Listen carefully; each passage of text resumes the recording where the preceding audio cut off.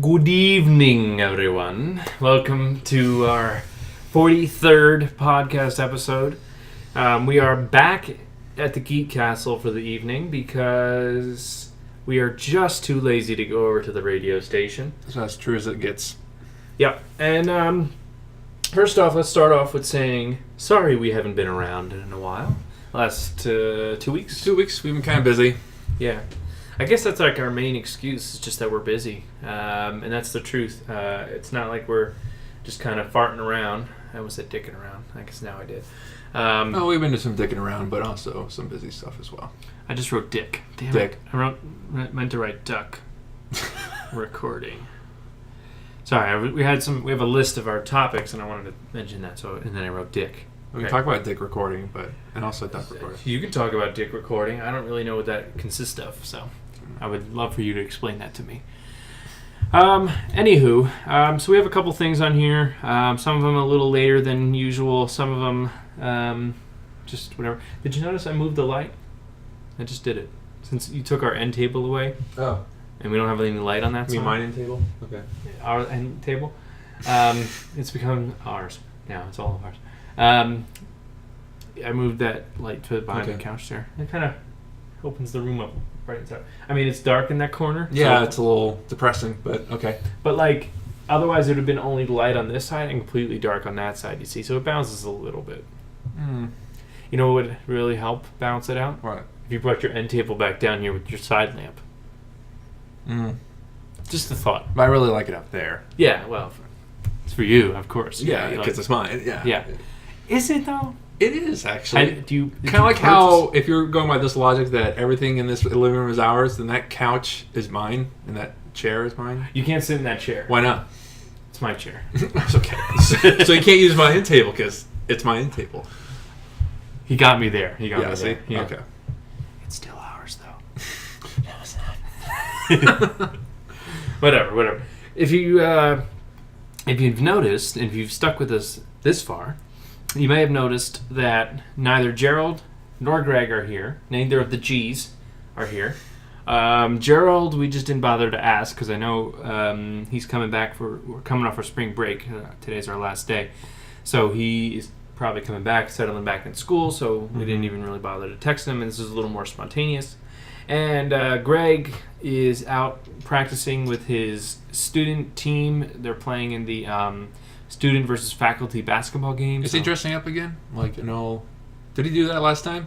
What? Or he dressed like in a suit, how professional basketball That's when he was the coach. coach. Oh, the coach. He was the coach. Now I think he's a player. Oh, he's a player. Oh, okay. Yeah, because I think he was wearing like basketball shoes, like the whole thing of like a player. So I don't know. Maybe unless he's coaching, but his way of coaching is playing along with them. I don't really know. But either way, he's doing that, so he's not here right now. But that's okay. We can carry on. Yeah. I do enough of talking by myself, so I do a lot of listening and nodding my head, like yeah, and then reminding us whose end table it is. So let's go reverse order. Okay. We'll start with this. So the dick recording, also known as duck recording, that I wrote down it is about on Thursday. Was it Thursday or Wednesday that I did it? That we did it. Oh, that was Wednesday. On Wednesday, originally supposed to be Tuesday, but on Wednesday, we finally went over to the School of Design and recorded my official lines for Good Luck Duck, which is pretty exciting. It's helping me to get back into it. I know we've been kind of not working on it the last few months because we've been doing Patrick's, which we'll talk about, and Gerald's even more so we'll talk about. So it kind of gave me a reason to get back into that mindset. We do have another shoot day to do. So it's April 2nd still? April 2nd, yep. We have one scene here in the kitchen, or in the dining room, whatever you want to call it. And then we have some montage stuff to reshoot a little bit. All on the same day? All on the same day, yep. I just want to be done. Okay. I want to be wrapped on it. The edit is coming along really well. Red is doing a fantastic job. You'll have to take my word for it. I mean, you'll get to see it at some point. But yeah, she's doing a really nice job. I'll probably meet with her on Monday when I bring her the sound, the audio stuff. We can start working on that, so that'll be really cool. And it's fun because it's really my first gig as like a voice actor. Like I've done like little voiceovers for like PSA projects we've done and stuff, but never did a actual genuine voice acting gig, like playing a character. So that was kind of cool. Patrick was there for like support and giving me some suggestions. Being your voice director, essentially. Exactly. Are you going to want credit as voice director in the film? It'd be nice. Okay. I'll add it to your IMDb, or you can add it to your IMDb. That would be nice. Page. So we started IMDb pages, which is really cool. Obviously, just looking up our names: Dan Wyandotte, Patrick Howard, Greg St. Clair Jr., or Gerald Foster. All of us would come up on IMDb. So was Will Pfeiffer, who we've mentioned before. So will DJ Carmen, I think, who we've mentioned before. All of us who have worked on any of the projects that I'm producing have gotten now an IMDb page, so that's pretty cool. Yeah, my only gripe is that, like, to do like a profile picture, you have to sign up for IMDb Pro. Yes. Which is like, I wish I don't really want to do that, but otherwise, just you can list all your credits all you want, but. Right. No, I get you. It's a smart business tactic on their side. Yeah, I mean, considering that you can do a lot of that stuff of just, listing all your credits, I think it's not the worst thing to, like, pay for a membership just to put your picture up. Right. Doing it so when you bang your elbows on the table, it's a little softer. Okay. And just if the table shakes at all. So, right. Anyway, so we're on IMDb. Check us out. You can't really like follow anybody or anything like that on IMDb, but it's still pretty cool. We have some of our past credits on there as well that we've been working on. And I uploaded a link on the page. I don't know if you can even get to the link, but if not, you can go to our page. Ooh, something else. We are switching our name a little bit, mixing it up. We're evolving from Geekcast Network to now Geekcast Productions. More fitting. A little more fitting. And obviously we're still doing the exact same. That hasn't changed. Still doing podcasts, still doing short films, feature films, hopefully eventually. All that good stuff. But I just felt like Geekcast Productions was a better fit than Network. I liked the name, but I knew... We don't really have like a network, yeah. I suppose. Most material is just produced stuff. Yeah, so we're producing things. We're not really like distributing things as much on a channel, what like a network would be. If we were like a Netflix or something, then maybe. Right. But for now, Geekcast Productions it is. Maybe at some point we'll get that officially done in LLC, but at this point it's just what it is. So, what else? But the voice for the Duck I was going to mention is he's got a Brooklyn accent, which is kind of cool. He's got like a little bit of an accent like this, so it's kind of fun. Right, and you were kind of like, from what I noticed, you kind of jumped from like Christopher Walken then to like Ricky Ricardo and then like to Al Pacino and then back to like Robert De Niro. So like, you kind of like that spectrum you kind of just danced around. Yeah, and I tried to find a good balance of them all. Like they weren't like, I've thought of them, but it wasn't like I was definitely like, oh, I want to do a Robert De Niro impression. Oh, I want to do an Al Pacino impression. It was just kind of like, I want to do an accent, and those are the people that have those accents. Mm-hmm. So it is what it is. I've listened to it. I like it. I've gotten some laughs about it. Like I played it for Greg before. He absolutely loved the particular joke where he goes, oh, you don't mind if I... And then I'll leave... Oh, yeah. Okay. Yeah. He liked the line I came up with, so we're going to use that for the movie. And I won't say it here so I don't spoil the joke. But it's fun. I like it. And hopefully everyone else will too. Can I hear that? You're fiddling with the screw there? Can you hear that? Yeah. Can the mic hear that? I don't think so. Okay. Sorry. It's pretty low quality. All right. Low. Not to derail the whole thing. I'm playing with this little piece of, like, 2 pieces from a GoPro thing, like a screw and thing. And now it's making more noise. Yeah, see. Now that you say it, there you go. Like, making more noise. Is it distracting you? It's a little distracting. I don't want it to be, like, in there, like, in the episode, like, what the fuck is that? Yeah. Oh, good. Right, so Good Luck Duck recorded, done. Still have to shoot, like I said, but my part is done. Moving up. So I guess we have to talk about Gerald's film before we can talk about like the side movie. Yeah, let's give it some context and then. Yeah, so you go ahead. I talked to her about. Okay, so Gerald's short film Where the Streetlights Don't Shine, which is about a FBI agent and a detective of the Baltimore Police Department, go out. They have like one night to find this girl who's been kidnapped by the Earl King, which is like this human trafficker, basically. And this past weekend, we had one shoot day. We were supposed to have two, but that Saturday there was some mix-up with the equipment and we couldn't shoot anything. But at least we got to meet Gerald's parents, who were very nice, and we got to meet the cast again, and we got to figure out some things for Sunday's shoot, which was the big climax and included a lot of gunplay and like smoke effects and a lot of choreography. So if anything to take away from the Saturday shoot, we were pretty planned for Sunday. And then Sunday comes around, and I think we actually it went pretty well.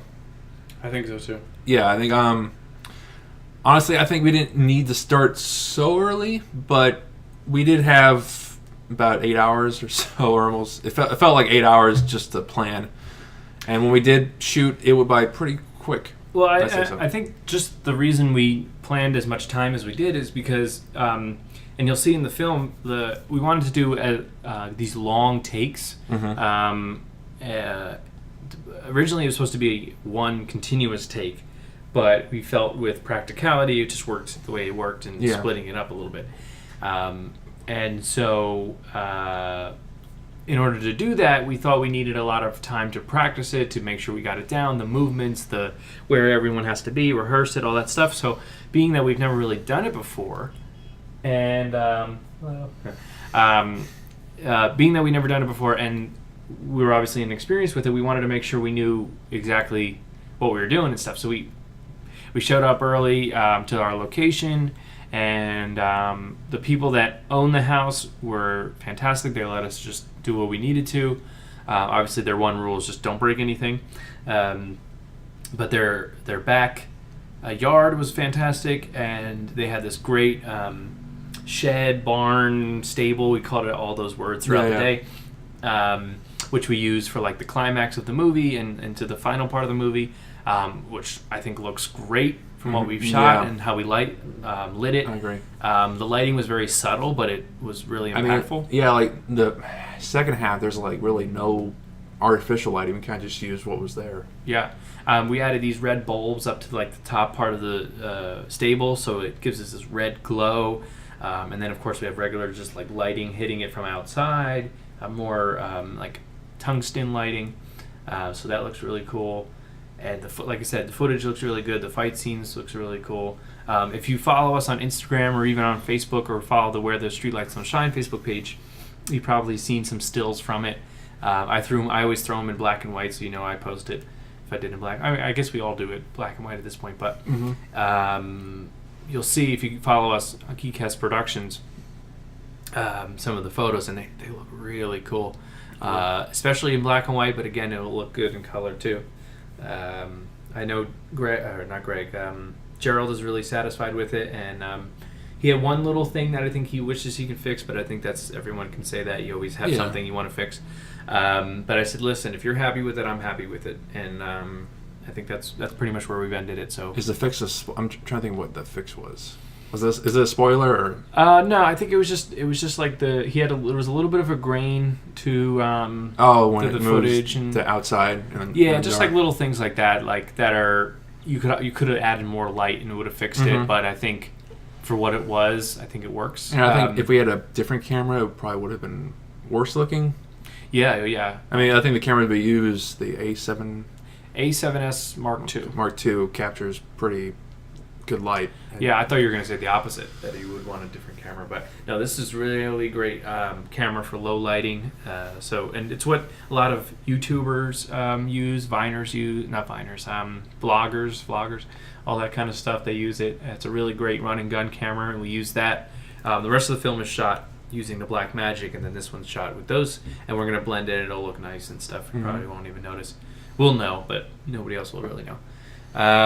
So that went really well, but as Patrick kind of alluded to, we were there so early and we were waiting for darkness that we were kind of like, all right, we're all set up, and like, now what? Yeah, we kind of forgot about daylight saving times too, as well. It was like 6 and it still wasn't even, I think, dusk. I was like, oh wait, we have to wait another hour for it to even get to that point. Right, and so that it didn't really throw us off. It just had us wait around a little longer, and everybody was a good sport, which was great, especially the actors. Our 2 leads are really wonderful. Really human invested. beings, really invested people, and they're just such troopers. I mean, the whole cast, but really those guys. And they're also fantastic actors and actresses. And if you are making a film in the Baltimore area, I do recommend looking at them. Crystal Swan and Michael Anderson, as well as Grayson Brown, and who's our lead actress? Name escapes me right now, but all of them just great people to work with and deliver and all that good stuff. But so while we were waiting around, one of the people that we needed was henchmen, or basically victims that Mike could get while trying to pursue the Earl King and trying to get the girls and all that stuff. And we ended up having some people back out who were supposed to play him, and so we had these empty roles. And I think it was the day before we were talking about it. Yeah. And Gerald asked Patrick if he would mind being one of those henchmen. I think I was going to be in it originally, and I said I don't want to be in it. I just want to be behind the scenes. Like, I don't want to see myself on it or anything. But Patrick was all for it. So he gets to play a henchman in the film, and this is where we got to have some fun. While we were waiting, Pat and I were just kind of chit chatting on the deck, and we were like just having fun, like kind of spitballing about his character, saying like, "Oh, wouldn't it be funny if he had his personal life or whatever, blah blah blah." And you want to tell him what your personal life was? All right. Okay. So for the backstory of my character, no spoilers though. Okay. Trying to think about spoiling. Okay, so well, maybe all right. What's your character's name? Well, my character's name is Keith. Keith the henchman. Right. Why Keith? Because just Keith is just a funny name to me, and you almost have to say it with some kind of like disdain, like he's a Keith. Like, hey, fuck him. No. I'm trying to, I feel like the backstory is a bit of a spoiler. Maybe you're right. So we'll just say, so basically we came up with a whole funny backstory. He's a guy who has a lot of dreams ahead of him, a lot of goals he wants to accomplish. Right. And you kind of get to hear, backtrack. So we came up with this, we were just spitballing, we didn't think it would go anywhere. And then we started talking to Gerald, obviously our director, came out, and again, he was kind of saying, oh, we got this time, we got to wait around. And we were telling him about Keith the henchman. I don't know if we had the name yet. But we were just saying, oh, the henchman would be able to do this. Wouldn't this be funny? Blah, blah, blah. And we ended up coming up with, like, hey, this would make for a great short film, like side quill film or a little side video or something.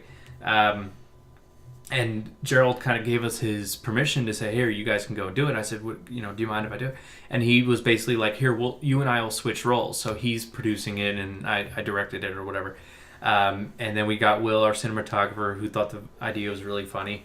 And we went and shot it, and it's a 2-minute video, like 2-minute video, little short video. Me just walking back and forth and just doing the narration. Yeah, and the narration I basically like spit out as he was walking around, and then we went back in and added it later on. He like redubbed it in, and I think it's really funny. It's kind of a little parody. Yeah, and I mean, it doesn't really fit the tone of the actual movie itself, so it's like it's canon, but. If it helps, just don't connect the two. So it's going to release the same day as the showcase where we're going to premiere Where the Streetlights Don't Shine. It's father film or parent film, whatever you want to call it. But we're designing it so because they have a connection to the two films, one kind of happens right before the other. We don't obviously want to say the plot, and we're not going to release it until then because we want people to see Keith the henchman, that's the name of the movie, and then they go and see Where the Streetlights Don't Shine, and you're like, oh wow, Keith, like I made that connection now. Oh no, I'm sad. No. Or maybe you're not. Or maybe not. I think it'll be funny. I think people will get a good kick out of it, and so that'll be releasing May 11th. 2017, along with Where the Streetlights Don't Shine, along with From a Certain Point of View, along with Good Luck Duck, and all the other senior films that make it into the showcase. That's assuming we make it into the showcase, that is. We'll make it into the showcase. Yeah, I have faith in all of ours. I'll have at least one film that has my name on it in the film. I mean, law of averages, at least one of them has to get in. One of them, yeah. We've gotten... There's like a little fly or something. We've gotten some good feedback from our teacher who is enjoying what we're showing, and he's happy with what we're giving him and all that kind of stuff. So he said, don't worry, like, you guys are fine. And so unless the edit gets totally messed up, I think we're pretty much safe to say that we're going to be in the showcase. I'll say that, like, my favorite part about making Keep the Henshin was just the Foley sound, like the last minute Foley that we did, and it actually turned out really good and doesn't sound like, okay, this was done, and not like a professional studio. Yeah, so we could talk about that. So basically, there's a part, obviously he's a henchman, so he has a gun, he has a rifle, and looks like an M16 or M4 or something like that. And at one point, he's like takes the mag out and he like checks it, and then he puts the mag back in, and he cocks the gun, and he starts his walk around and stuff. And since we didn't use any of the audio from the location, obviously the film is silent up until music, and then we added the Foley or some like ambient sounds. We added some ambience. We added like all the sounds that you hear in the film or will hear were added in later on. So we were like, okay, well, how are we going to get this? Like, we don't have a gun to, like, fake a sound. But Patrick had a little stroke of genius here on how to get the sound, and we were able to... He watched it and lined it up. Do you want to say what you did? Well, we used just a regular stapler. You know, I kind of just, like, opened it up a bit and kind of... First, I messed with it just to see, okay, like, put these two parts of it together. It makes this kind of clicking sound. If I smash it all together at once, it makes, like, even louder one. So, like... I kind of like fussed with it a couple of seconds, and I told Dan, okay, do the playback, and I kind of did it and kind of pulled on it, put it together, pulled it apart. I think we did it in 2 takes. That was about two or three takes. Yeah, 2 takes. Yeah. He just watched it, and then he just played with the stapler in a certain way. And when you watch it back, like, we mixed it low enough so it's kind of background sound. But what you're hearing when he puts the magazine back in the gun and he cocks the gun is a stapler. It's not a gun, which is not uncommon in Foley, where you hear a sound. It's more than likely not that actual sound. It's probably something else that was more convenient for them to get, and that sounds just as good or better. Even something as like simple as like a toilet flushing or whatever, like, may not actually be that sound. It's something different. Right, yeah, and if the filmmakers want like a more unique sound, they'll get something that isn't really related to the object they're trying to make a sound for, but it just has a really distinct sound, and it works for that object. Right. Even though it's like maybe a little over exaggerated. Right. Which I think it just blended in nice. Like, it wasn't over exaggerated or anything like that. It just made it feel more natural. The one thing I do wish we got was footsteps. I was saying that too, which I think we could have found that like online for free or something. That, or even if we wanted to. I mean, it was super cold out. It was like snowing when we were editing it. But if it wasn't and I had a proper mic and stuff, I would have just had you walk outside and do some footsteps. But I think it's fine. I think it still works. I don't think people aren't going to be that super picky about it. Yeah. But. So I think you guys will get a good kick out of it if you do get to see it. Again, after May 11th and going forward, it'll just be on our YouTube channel, Geekcast Productions. I keep saying it just to make it more official, and also so you like and subscribe to us. You guys will get a good enjoyment out of it. And I think if both Patrick and Gerald will allow it, we'll probably put the films up on YouTube. I plan on putting mine on YouTube. At least maybe on an unlisted format, and then that way we can send it to friends and family, and then some outside people maybe will see, because we're trying to do film festivals and stuff, so we don't want it to be totally anyone can go and see it, right? Yeah. At least at first. So, but be on the lookout for that. I think that'll be fun and exciting. So your film, yes, my film. We haven't filmed in 3 weeks now, almost a month. I want to say 2 weeks. 2 weeks? About 2 weeks. It was probably, the third week of February we stopped, and it's now the second week of March. About that, yeah. Mm-hmm. So, that one's coming along really well. That one, we wrapped Zach, the father. We wrapped Maurice, the sheriff. And we wrapped the cabin location. And we have 2 days left. Maybe one, but definitely one, maybe two, I should say. Shooting outside with Anya, another fantastic actress for her age. She's doing a really awesome job, and she's putting up with us and giving us exactly what we're looking for, at least what I'm looking for. Hopefully she's giving what Patrick is looking for. Oh, yeah, she is, definitely. So yours will be wrapping up soon, and you'll start editing it pretty soon, within this week, right? I mean, Jai, my editor, Jai Thomas, he's already started like doing an assembly cut, and learning that my composer also is wanting like a kind of a rough cut or a workable cut to kind of cue the music with. We're kind of speeding up the process a little bit, so I'll be meeting Jai tomorrow night at 7, and then I'll be meeting him Thursday as well, so we can get like at least 2 days worth of collaboration, and then perhaps I'll actually kind of speed the process a bit. Yeah. And hopefully we can then get pretty close to I don't want to say a final cut, but like I said, a workable cut with picture lock. Yeah, kind of a picture lock with the scenes that we do have, because this weekend and I don't know, maybe another weekend, depending on how it goes, we'll have like a 85% completed film that he can work, and then after that maybe I'll probably send him those 2 scenes like edited together separately and send it to him, and they can kind of choose how to connect the music. What I would do is when you guys are editing the timeline is put like a title where the scene should be. Yeah, I'm going to do that, yeah. And then just say like insert woods scene here. Insert train track scene here. And like I might even on that slide tell them what kind of music I want. If just as much direction as possible. Right. And probably for about as long as you think that scene will last.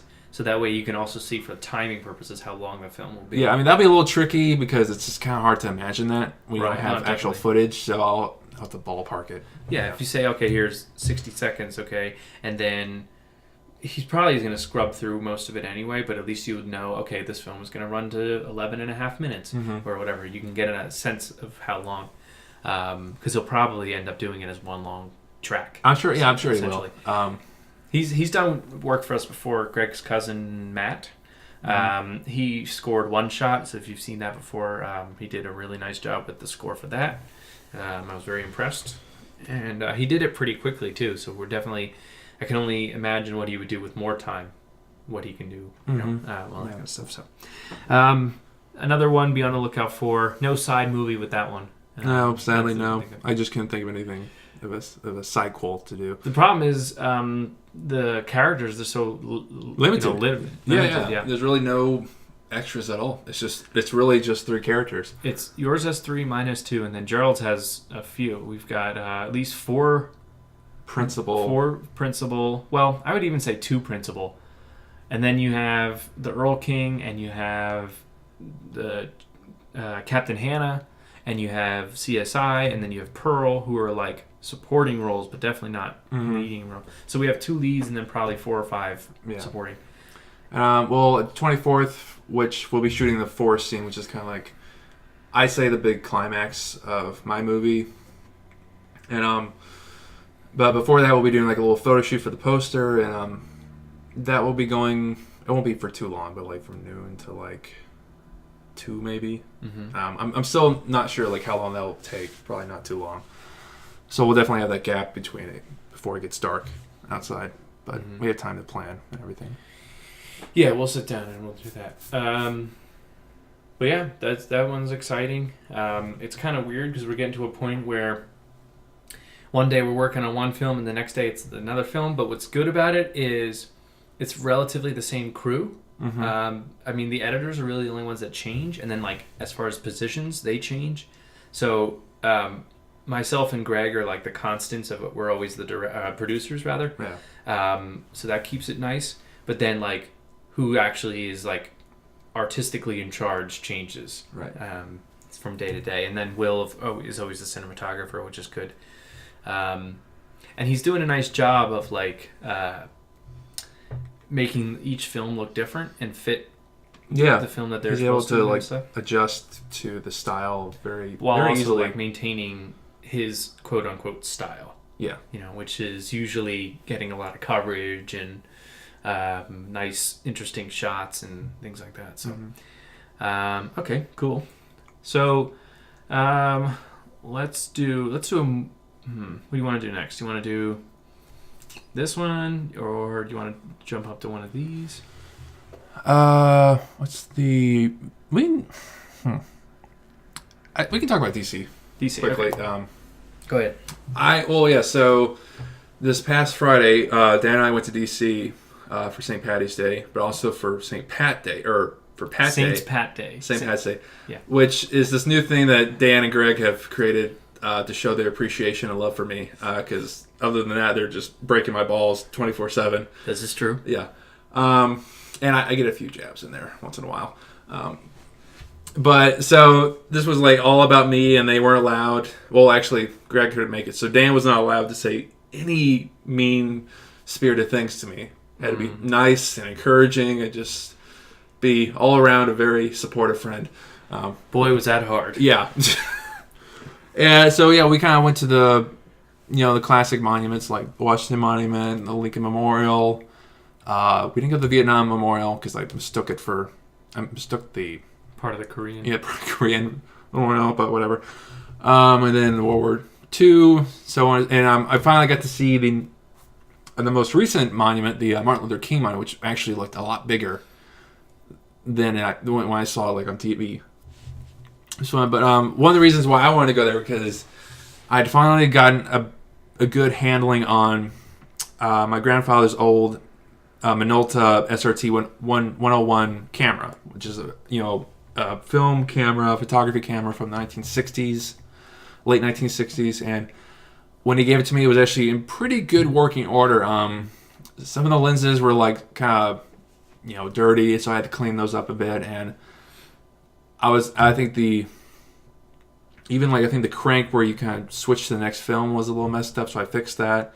It's really all I needed was film, basically, and I got some cheap, 35 millimeter film at Walmart, and just kind of went out and tried it.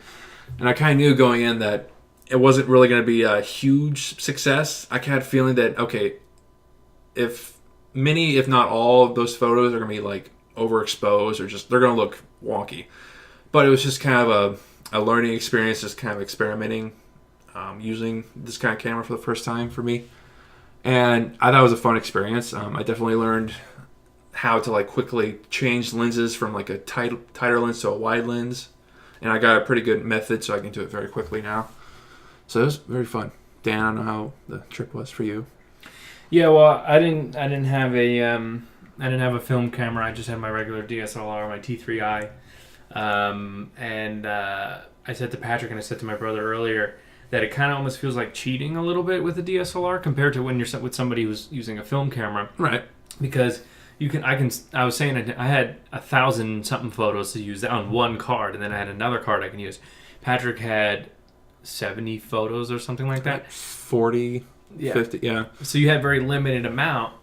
So it makes you like, you have to take you have to kind of pick and choose which photos you want to take and how you want to get. Whereas I could have walked around the entire Washington Monument and just snapped photos. I mean, with the film camera, it does kind of teach you to have a better eye out for what you want to take photos with, because you have to like make sure what you're about to take a picture of is actually worth exposing the film to. Mm-hmm. Well, with the digital, where you can kind of like just, even though you still want to have a pretty good eye of what you're shooting at. I mean, if you take one bad picture, it's not that big of a deal because you got like 999 more files to go. Right. And that was on RAW. I mean, I could have had it on JPEG, which is a little bit lower of a quality, and like you can't work it as much later on, and I would have probably had almost 2,000 pictures that I could take. I didn't even take them. I took about 160 or so. And I said the crazy thing with photography, the digital photography at least, is you take that many. You could take 100, 200 photos, whatever, from, I don't know, we were there for like 8 hours. We walked like 13 miles or something crazy like that. Yeah. My calves were like just dead. I just could not walk. I was like bow-legged just walking up the stairs into the apartment. Yeah, there was one part where we were going to visit a friend of ours who used to go here. He works for the Secret Service now. And I go, come on, Patrick, we're almost there. He goes, I don't think I can do that. Like, I don't think I can. I You're can't going to go like on. carry me or something. I was like, I thought he was going to say, leave me here, and like something like that. I would have been like, okay, see ya. No, I wouldn't have left you, but. Yeah, but with the photos, like you were saying, it's, you know, you look in the lens and you take a picture and then you look at your monitor and go, all right, that was bad. Let me change the exposure, whatever. Take another picture. With a film camera, you take a picture and you go, well, I hope it turns out in a couple of weeks. Yeah, hopefully. I mean, it's a more strict discipline, but I think it's a discipline once you get the hang of it and you learn. It's actually very helpful. And it's rewarding, too. It is. Like my brother was kind of showing me from his phone. He took a picture of some of the photos he got developed. And he's like, oh, they look better in person, but here's what they kind of look like. And they look pretty cool. So it's definitely something when you've taken a photo and it comes out really well, you're like, I got to take this and like capture this moment in a picture that I couldn't do again. You know, and that's kind of the cool thing about photography in general, and film or video in general too, is you're capturing. And it's part of the reason I got into movies and like what my mind is kind of going towards, is you're capturing a moment that you'll never get again. Even something as simple as just, we're sitting in a car and we're heading to DC, or I took that picture of you backing into the spot where I was like, you know, I took that selfie where you're backing in the spot and you thought it was so funny and stuff like that. We'll never get that again. Even if we went back to the same place and you started to back the car, it's not that moment. It's going to look different. You just know it. We'll be wearing something, even if we wore the exact same thing, like the situation was the exact same, it's not the same because it's not that moment. Right. So it's kind of cool in a way. Especially when the moment works. Yeah, it makes you appreciate just life and the moments in life that happen. And you got kind of remember those and keep them in the back of your head, cherish them. And another crazy thought is like when you watch something, whether it's a Hollywood movie or just a video you shot on your phone or your camera, when you see someone that's like not alive anymore, and you're seeing them in the flesh and they're talking and like all this kind of stuff, it's just like they live on in these pictures and these videos and these whatever, so on and so forth. Like, recently, I got my mom and dad's wedding video done, transferred from VHS to DVD, and I've watched it before. And my parents have said, or my mom would say, like, most of these people, like of these older people, are gone, but yet they live on in this video, in this tape, you know, or this wedding video where they get to speak and you know all that stuff, and it just like kind of blows your mind when you think about it, that they're captured in this little piece of video or little photo or anything like that. So it's kind of cool. And then again, that's why what interests me, and also telling people's stories is really interesting to me. It used to be I want to be get the Oscar and get all flashy and the parade, not parade, but like the publicity and all that kind of stuff. Now that doesn't interest me as much. It's just more for me about like if it happens, then like that's really nice, right? But if I can make money off of it that I can live off of, and some, you know, like have some kind of like comfort, not just like I'm working check to check, and also be able to tell stories and capture a moment, even if it's a fictitious story. It's just so cool to me. I agree. But that's our DC trip. We got to and of those 165 photos, I think I kept 10. Yeah, and I think of the 40 photos I took, I think a couple of them may turn out pretty well. Yeah. But like I said, it's a learning experience. Wasn't expecting that to be a success. Right. So that's why the next 2 trips will be. And at least it was a place that you've been there before and you could probably easily go again. I'm not like just walking like I don't know where to start. Yeah, well, and and also it wasn't like a place where like Australia or something where you may never get back to. Yeah, and true. You took all these film photos, and then if they all came out like shit, you're like, well, that was my whole trip, right? Yeah, there, true. You know? So at least DC, you can always go back. It's not going to change. With that, we hope anyway.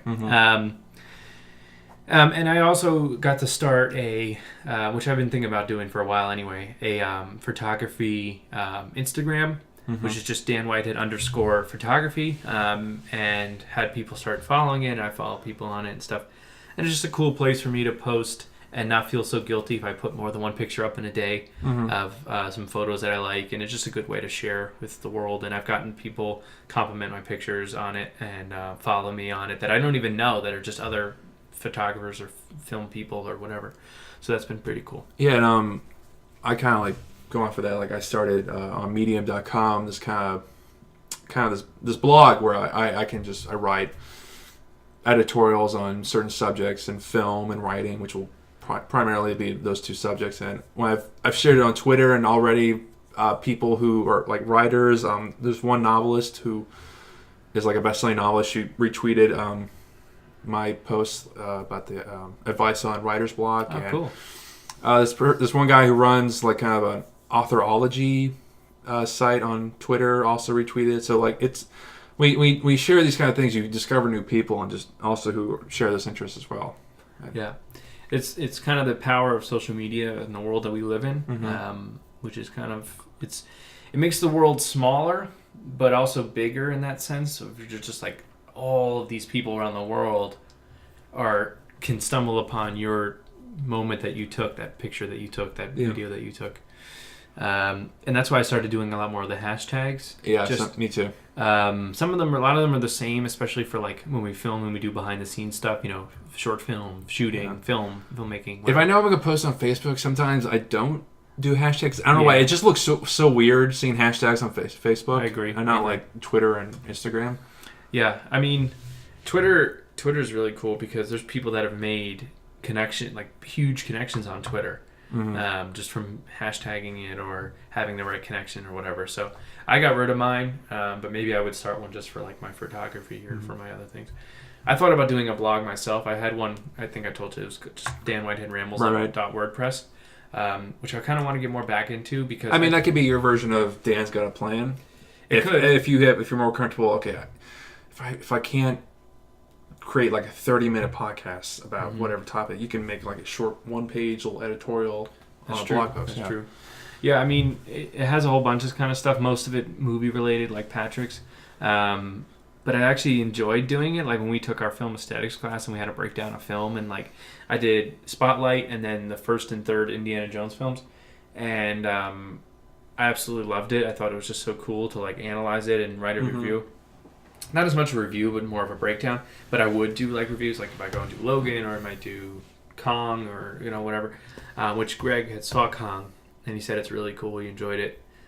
He liked it better because it wasn't the traditional Kong story, right? Yeah. Of Beauty and the Beast kind of a deal.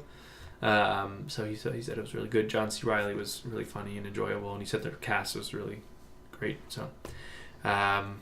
And he said he's really excited for Kong versus Godzilla, King Kong versus, and there's like a bonus scene that kind of sets it all up. Yeah, I'm actually excited too. I still want to see Kong first, but I'm excited what Godzilla and King Kong are going to do. I'm a King Kong guy, so I'm always going to be root for King Kong. Anyway, this or this? Which one of these three? Let's do the Venom. You want to do this one? Yeah. Okay. So, recently, there's been a bunch of trailers for the film Life. With Jake Gyllenhaal and Ryan Reynolds. Yeah, there's someone else that's pretty famous in there as well. Well, I know that the Japanese actor, I swear I've seen him in so many movies. He usually plays a villain part. Like he's in Rush Hour 3. He plays Jackie Chan's like ancestral brother. Okay. He's that actor. But yeah, those are like the three ones I really recognize. So that film is it's like a space film. It felt like a lot like Alien. I think from the trailer, it's if you've seen Alien, then you've seen this movie too. But I haven't really read too much into it. I don't know if you have, but like apparently there have been rumors going around that this is like a prequel or a setup film to Venom, which is a very popular character in the Spider-Man mythos. Right. Where he's basically he's an alien life form that kind of latched on to I can't remember his full name, Brock something. Eddie Brock. It's Brock. Where in the comics he was like this big muscle bound jock, and now he gets this superpower, and now he's like this crazed alien villain that terrorizes New York City and Spider-Man. And like the director kind of went on record saying that he and his company were kind of like interested in that idea, that theory of actually making this like a prequel. I'm still kind of like, I still haven't done much research, so I'm like confused. And like, could they even make that work? Because I feel like they would have to do a whole separate film because they didn't go with that intent when they're making Life. Right. From what I'm going off of. So like they would have to do another film to really make that connect, or almost do reshoots. Which I think it's premiered just recently at South by. Yeah, so like it's kind of too late to be thinking about this. Otherwise, yeah. I think it's just a fun little nod. They recently just confirmed Venom, which that alone kind of confused me because I think it's still going to be made by Sony, if I'm not mistaken, and Spider-Man is kind of split owned right now. He's kind of like he's like the kid of a divorced family right now, where he spends some time with Sony and sometimes with his Marvel dad. So I don't know how that's going to work, but I think the Venom character is pretty interesting. I didn't totally hate him in Spider-Man 3. I thought it was kind of interesting. Yeah, he just wasn't really used that much. Yeah. It was a lot of just like, let's just keep putting these villains in because it's cool, but then they didn't really like fan it out and exercise that. And I think that was also Amazing Spider-Man's downfall as well. Is they tried to put... Definitely like the second one. That's what I mean, yeah. Amazing Spider-Man 2. They tried to introduce a lot of these villains. Like, they didn't actually have them in there, but, like, their suits and stuff were there. And then they just didn't get a chance to go farther with it, which is kind of a shame. But I absolutely love Tom Holland as Spider-Man. I think he does a really great job. He's my favorite. I've only seen him in that bit part with Civil War. Right. But honestly, he's got me sold on his Spider-Man. Like, he's actually my favorite because I think he captures like the kind of the smart ass nature of like, oh my god, the Peter Parker. Well, Peter Parker, but like Tobey Maguire did the nerdy side of Peter Parker really well, but didn't really get the quips as much as like Andrew Garfield did. And Tom Holland is like in the middle. Like he actually is able to have both there at the same time. Right. And also like he's a believable teenager where those two other actors just look like they're 20, like mid-20s in a high school setting. Yeah, no, I agree. So I think he's doing a great job. And and even just from the trailer for what do they call it? Spectacular Spider-Man? No, Spider-Man Homecoming. That's what it's called. Mm-hmm. I'm surprised they didn't call it Spectacular Spider-Man, but either way. Right. I guess Homecoming is kind of like because the movie's shady... I thought the movie was, oh my god, it's gonna be like a John Hughes love letter, like The Breakfast Club. So like I guess Homecoming is it's connected with high school. So that, and I also thought of it as like a cheeky way of saying like Spider-Man's in the right place now. He's with Marvel. Yeah. Homecoming. He's coming home. So I think it was just kind of like a Sony, we have him now. We know what to do. You guys tip don't. In the hat kind of it, and that's what I hope it is anyway. We may never know, but I think that's what I hope it is. So yeah, that's like the big thing right now is life part or connected with Venom or not. I'm gonna say probably not. I'm gonna say not just because it's too late, like Patrick said. But it's an interesting theory for sure. One of the better ones I've heard of movies. And I want to see Life. I think it'd be interesting. Not one I would want to see in theaters. I can wait for it, but yeah, because I think I know the story. It's just the story seems too familiar. They're like, okay, I'd just be seeing like a remake of Alien on the It just train. looks like Alien on a microscope, or not microscopic, but very small. Right, and of course, if like it gets like glowing reviews on Rotten Tomatoes, I might reconsider. Otherwise, I don't mind catching it like on Netflix or not Netflix. Oh my god, Redbox. I'm like dropping all these names today. That's okay. Redbox, yeah. Well, speaking of Alien Covenant's coming out pretty soon, sometime this year. Yeah, because at South by they premiered, they re-released Alien for like the 30th or 35th anniversary, and then they showed like a sneak peek of Alien Covenant, which looks really cool. It does.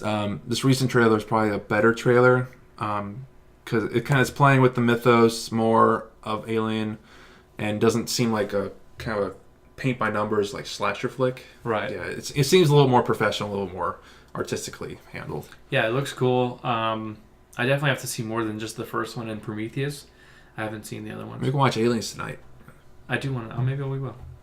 Yeah, and so that one's coming out. Again, I don't know the date.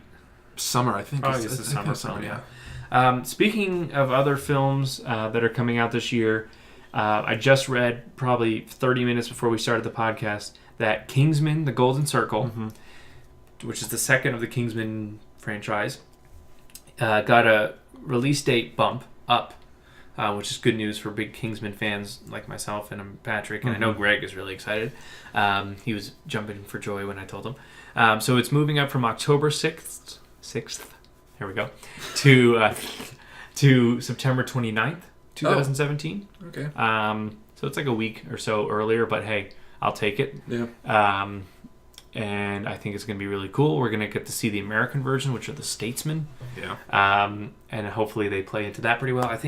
I don't know if it was just the one character or if all the characters are named after like American whiskeys, but one is named Jack Daniels. So I was like, all right, that's kind of cool. Nice. Halle Berry, I think, is the villain, right? Or Julianne Moore or somebody like that. I just know that Elton John's in it. He's not like doing the score or anything, but he's actually starring in the movie. So I'm just excited what. I mean, I don't think he's starring in it. I mean, he'll be in it. I'm just curious what his role is. I don't think it's gonna be huge, but I want to. Like, you really don't see him act at all, so I just want to see how that's gonna go. Yeah. Another one is, speaking of these kind of like small but pivotal roles, is Guardians of the Galaxy. Mm-hmm. For those that may not know, the second part, Volume 2, is coming out in May. Mm-hmm. That's not the part you may not know.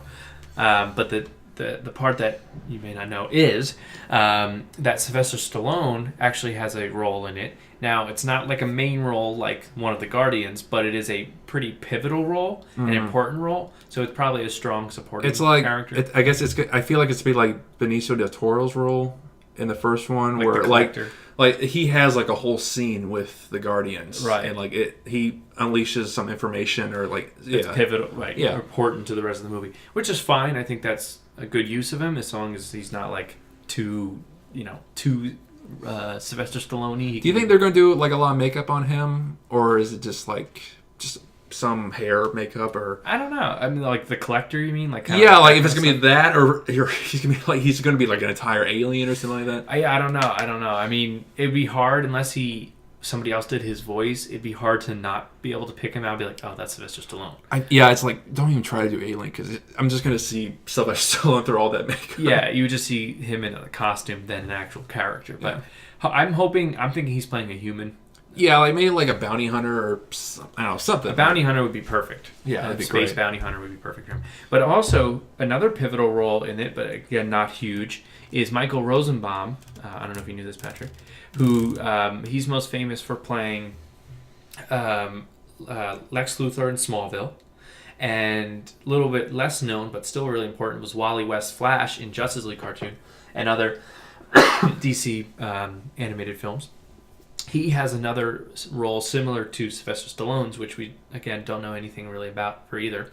But they are big enough that they're important and they give good information to the film and all that stuff. So that comes out in May. The trailers look really great.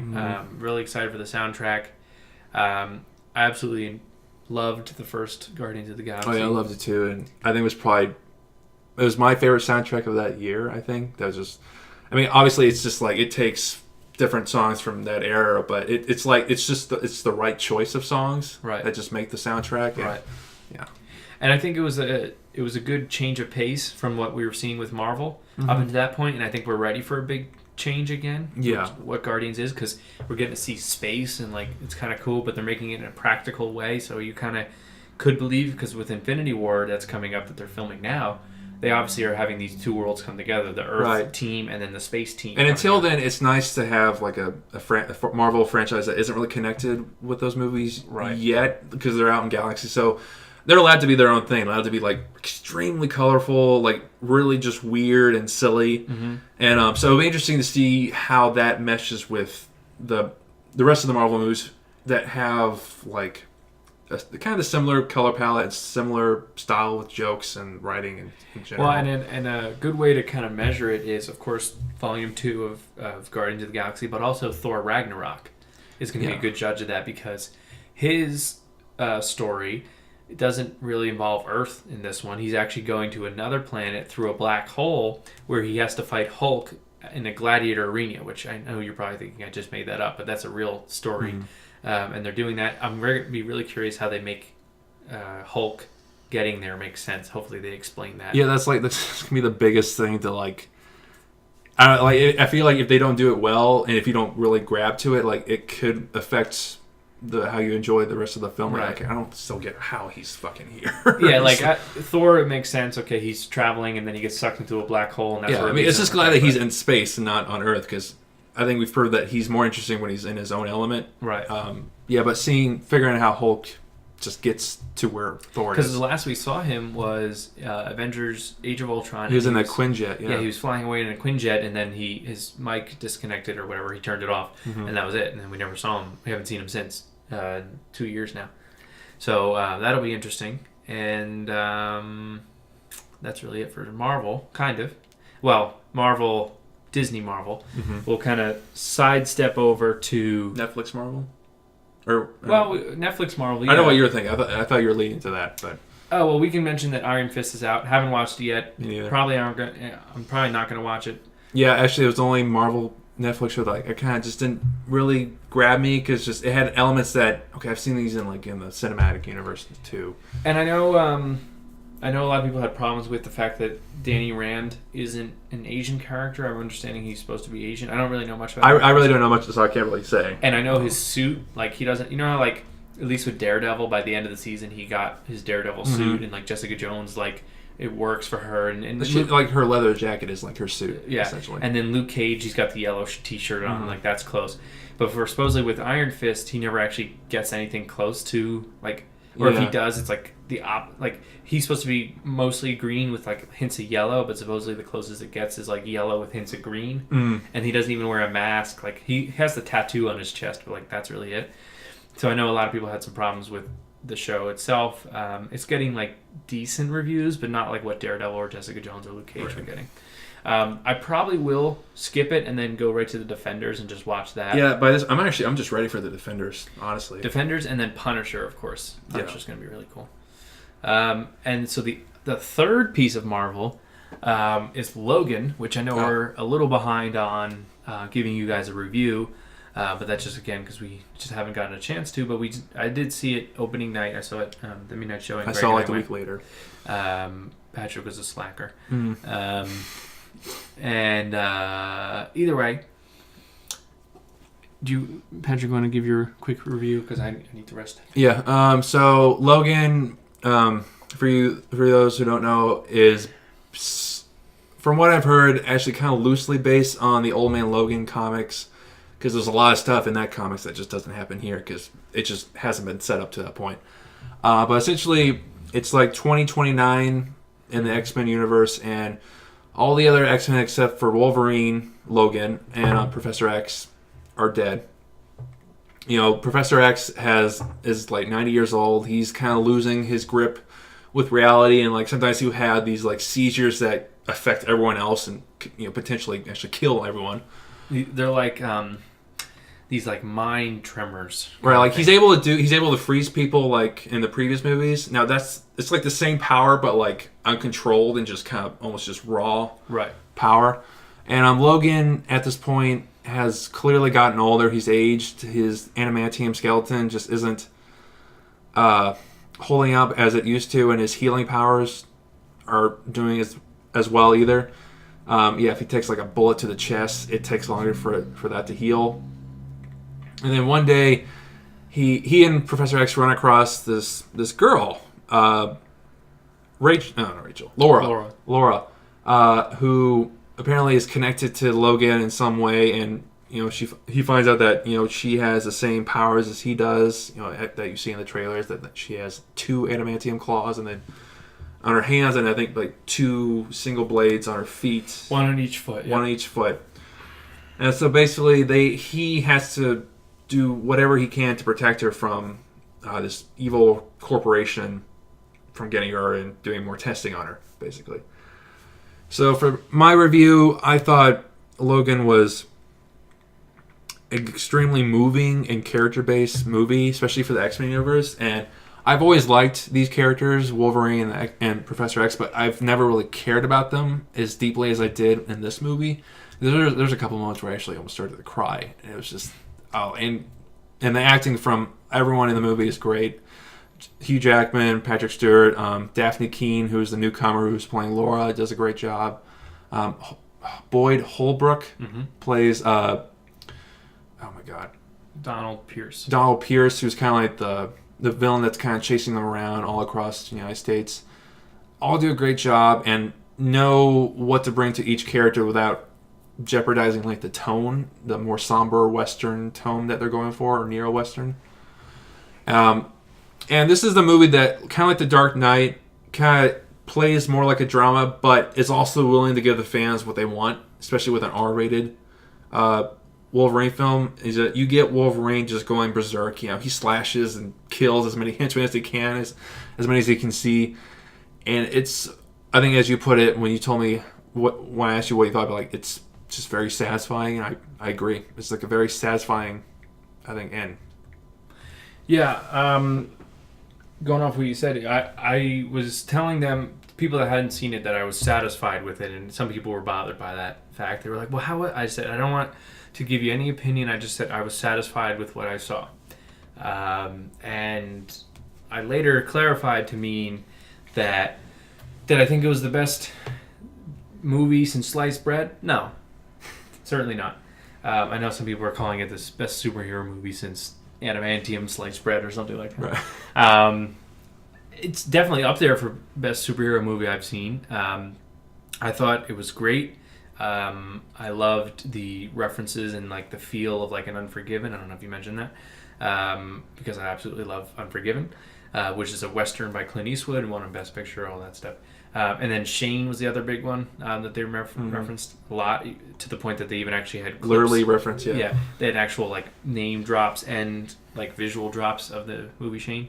And Laura gives the eulogy from Shane in the movie. So at this point, I'm going to give spoilers here. So if you haven't seen the movie, do go out and see it and then come back and hear the rest of it. But I'm going to give spoilers in 3, 2, 1. So at this point, if you're still here, obviously you know that both Logan and Charles don't make it to the end of the movie. That was probably the most obvious part of the movie. Yeah. Just the fact that it's like almost not even a spoiler, but yeah. Especially Logan. Yeah. Like Charles, I could have seen making it somehow, like him and Laura make it away or something. Considering that, this was the final appearance that we know of Hugh Jackman as Wolverine, it was pretty obvious. Yeah. I mean, I know a lot of articles are coming out now which are kind of spoiling it, saying that he wanted a different ending, where he almost wanted it like Unforgiven, where you totally think he's going to die and then he ends up just walking away, but now a changed man, which I think could have worked, but I think it works the way it did. Especially like all the hype that they've been building around it. This is his final appearance. Like, I think killing him is just, it measures up to that hype, because you want it like just a satisfying, especially you want a major death to be seen in a comic book movie. Mm-hmm. So if you have been kind of feeling tired about superhero movies in the past couple years, which I totally understand, if you see Logan, this will make you appreciate the type of stories that can be told with superheroes, and that it's not just like a useless genre. A lot of compelling things can be told in these movies. Yeah, and I think it does a nice job. I didn't really care for X-24. And, I mean, some people have kind of explained it to me to the point that it makes more sense why they did it. What I'm referring to is the fact that X-24 was exact clone of Hugh Jackman, or of Wolverine. Just looks a little bit younger. A little younger, and like he had like a shaven head compared to like Logan with the full beard and longer hair, or like buzz cut hair kind of. I don't know, because it was like a literal and like figurative, like he's fighting himself. Yeah. Internally, but also literally fighting himself. That's probably the most comic booky thing for me. Right. That like in the film is that this was something that this would fly in the comics, but just seeing it literally retold on live action just kind of like takes you out of the film. Like, okay, this is like really goofy. I mean, it's cool because the action scenes that they have with each other are freaking awesome. Yeah. But I think the film, which has had a pretty somber tone, it had a pretty moderately realistic approach, dabbling in cloning just kind of takes you out of the film. Well, it did for me, but it wasn't so much that like I just ruined the experience. They do it well with Daphne, or I keep saying Daphne, but with Laura X-23, because she's a clone, but she's a girl, she's younger, so she's her own character. Really. Yeah, she's her own person and stuff. Whereas when you're seeing a clone of just another one that looks like Wolverine, it's kind of like, that was probably my least favorite part of the film. But that was made up. I don't think there really is an X-24 in the comics. Not that I could find anyway. If you do know of it, feel free to add it to the comments. But I thought Laura Daphne Keane was so cool. And she has to carry the film. I mean, she carries it with Hugh Jackman, with just no talking at all. Yeah, she doesn't talk till probably 2/3 into the film. Yeah. It's a lot of just like yelling and grunting and all this kind of stuff, but she like kicks ass. I'm hoping, I like to think that she did a lot of that fighting stuff herself. I'm sure she had a stunt double in there for some of the things, but in my mind, I'm going to say she did it all herself. Yeah. She just really killed it. Literally, like, killed people. So, like, there were heads getting chopped off. Heads were flying, blood was all over the place. It was nasty. Which, when they were doing the R rating, it was never just to be like, so we can say the word fuck more than once, and, like, all that kind of stuff. They just wanted it to be R, so they weren't, like, limited to what they could do. They could tell the best story that they possibly could. Sure. Honestly, though, but, like, in the beginning, for me... It did feel like they were just saying it because they now have the freedom just to say fuck whatever they want. Right. But as the movie got along, okay, they kind of just stopped doing that. They kind of got their fill. Like, okay, back to the story. Yeah, I get that. Like, where Charles all of a sudden was like just dropping F-bombs, or you're like, fuck you, I'm 90, or whatever, all this kind of stuff, and you're like, was that really necessary to like have him say that? It's so not his character, but I guess in a way it is his character now. And the other little bit of criticism I have was because the deaths were so obvious, when they actually happened, I felt a little underwhelmed. Right. I mean, I was still like heart racing. I felt a little underwhelmed with Professor X's because it was so unceremonial. It was just like, oh shit, I wasn't ready for this. Now he's dead. Yeah, and him and Logan, I wanted their like last goodbye to be a little bigger. And I know he was like kind of on a time crunch and whatever, like, hey, we got to get out of here. But it was still just kind of like, thanks for everything. And then Logan's I liked, even though I did see it coming. It was just a slow death because he was fighting X-24 again to the death, and it's just he's just getting weaker and weaker until Laura comes in and saves the day, and like he's just like on his last couple of breaths, and so it's just a very gradual death until his And I liked their interaction a little better of him and Laura, his daughter, arguably, where he says like, you don't have to be the monster that they want you to be, kind of thing, which he now knows after living for over 200 years. He now knows that he doesn't have to be the horrible person that they wanted him to be, this killing machine and stuff like that.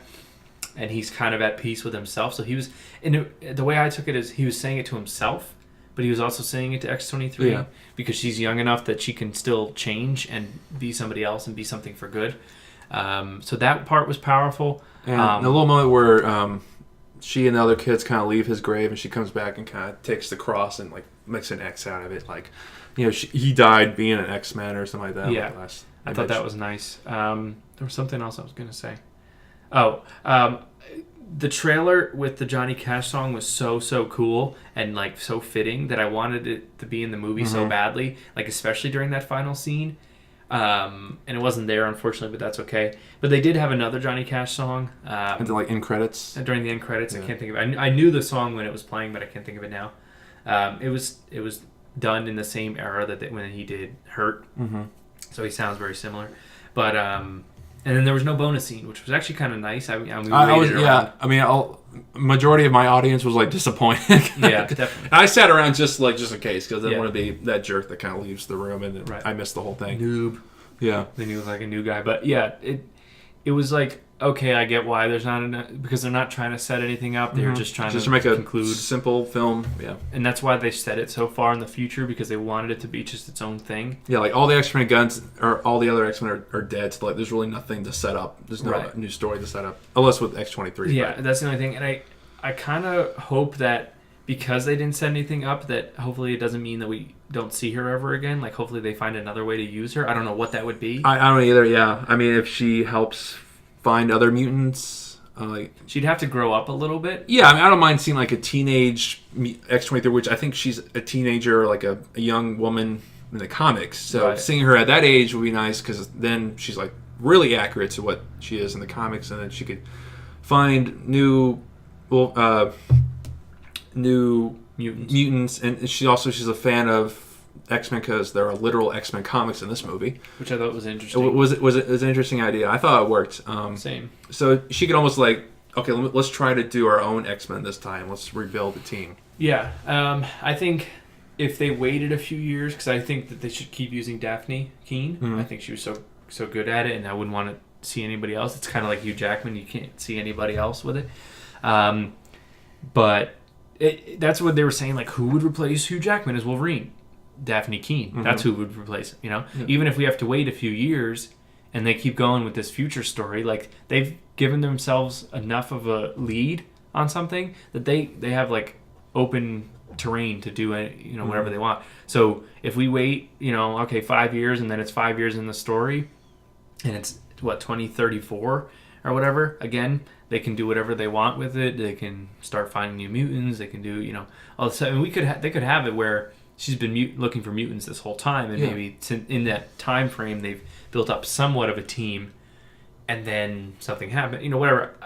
Long story short, I want more Laura X-23, and I think there's a story there, especially if they wait a few years. Yeah. And they don't lose her, because I think, again, she's going to be really good. I think she's going to be a really great actress in general. I think kind of like with Millie Bobby Brown in Stranger Things, this is totally going to blow up her career. Right. I look forward to seeing her in other films that aren't superhero movies that rely on action to kind of carry the film. So and also to see her talk and see what else she can bring in terms of acting. Right. Okay. Cool. So we're not going to do that. Okay. So that's pretty much all we have here. We're at about an hour and 11 minutes. My throat just shot. I just talked so much. Yeah, like I just had a glass of water. I'm still like kind of dry. Like, oh my god. Yeah. So we'll kind of wrap it up here. Thanks for listening. Thanks for sticking with us if you have so far. We really appreciate all you guys that support us. I know we're not the most consistent with our episodes. We try to be. We try. Life gets in the way sometimes, and we want to also be able to produce great storytelling content, and in order to do that, something kind of has to give. And this is just the easier thing to kind of give up temporarily, but we are going to keep going with it when we can, and do it when we can. And we thank you, and do check out Geekcast Productions. Do check out my photography page, DanWhitehead_photography. Do check out my blog post is just Patrick Howard at medium.com. So we're going to be posting stuff there more. Who knows? Maybe by the time another episode comes up, maybe I'll have started a writing blog. Who knows? I don't know. Only time will tell, as they say. Yes. So we will leave you with that. And Patrick, be sure to check us out. Same geek time, same geek channel.